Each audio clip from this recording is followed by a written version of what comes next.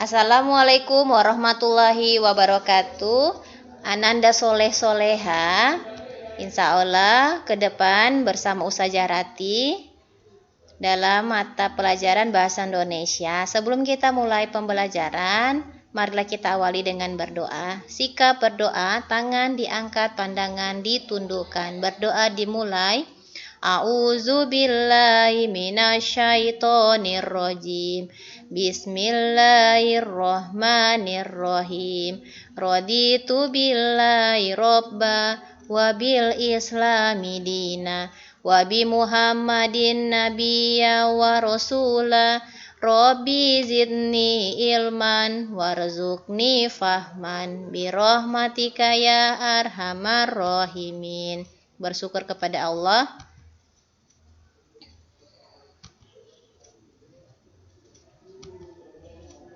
Oke, sebelumnya Ustazah ingin bertanya kepada Ananda sekalian, pernahkah kalian membaca buku cerita? Ya, pastinya semuanya sering membaca buku cerita ya.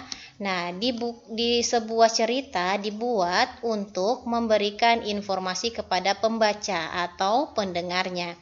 Informasi dalam cerita dapat diketahui dengan menggali informasi. Jadi, Ananda sekalian dalam membaca cerita atau informasi itu bisa kalian ketahui informasi apa saja yang ada dalam cerita yang sudah kalian baca.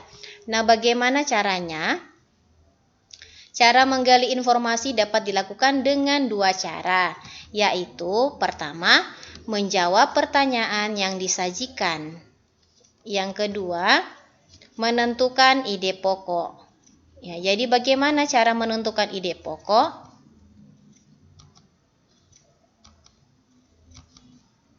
Ya, sebelumnya Ustazah tanya, apa itu ide pokok? Ya, ide pokok adalah topik atau inti informasi dari suatu paragraf atau teks. Ya, jadi ide pokok adalah topik atau inti informasi dari suatu paragraf atau teks.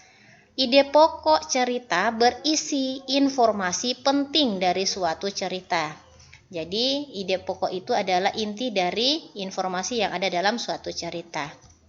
Bagaimana cara kita mengetahui atau bagaimana cara kita menentukan ide pokok? Ya, ide pokok paragraf dalam suatu cerita biasanya terdapat di bagian awal atau di bagian akhir paragraf.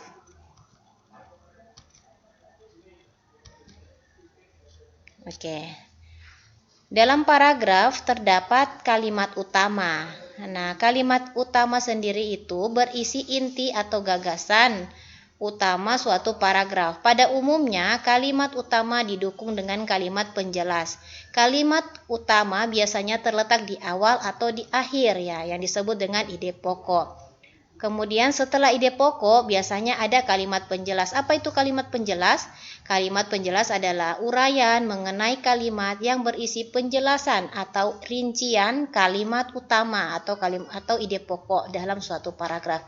Jadi di suatu cerita itu ada ide pokok itu hanya berisi tentang inti dari suatu gagasan atau inti atau gagasan utama suatu paragraf. Nah, sedangkan penjelasannya akan diuraikan, disampaikan, disebut dengan kalimat penjelas.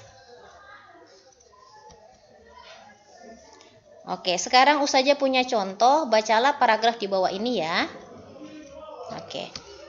Suatu malam hari, pada malam hari selain suhu udaranya lebih dingin, umumnya tidak banyak angin yang berhembus. Saat tidak ada angin yang berhembus, uap air akan lebih mudah menempel pada benda-benda tertentu seperti daun, rumput, atau mobil. Benda-benda tersebut umumnya akan bersuhu dingin juga di malam hari.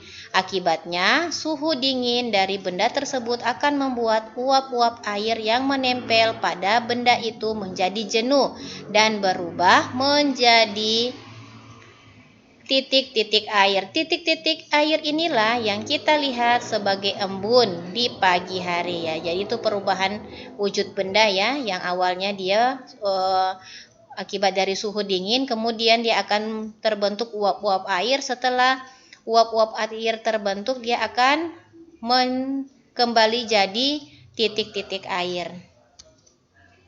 Oke, dalam cerita tadi masih ingat dengan ide pokok? Ya, ide pokok biasanya terdapat atau terkandung dalam kalimat utama, tetapi tidak disajikan secara utuh, hanya inti sari kalimat utama. Oke, jadi dengan demikian, ide pokok pada paragraf tersebut adalah selain suhu udara lebih dingin, umumnya tidak banyak angin yang berhembus pada malam hari. Oke, sekarang untuk menguji kemampuan kalian,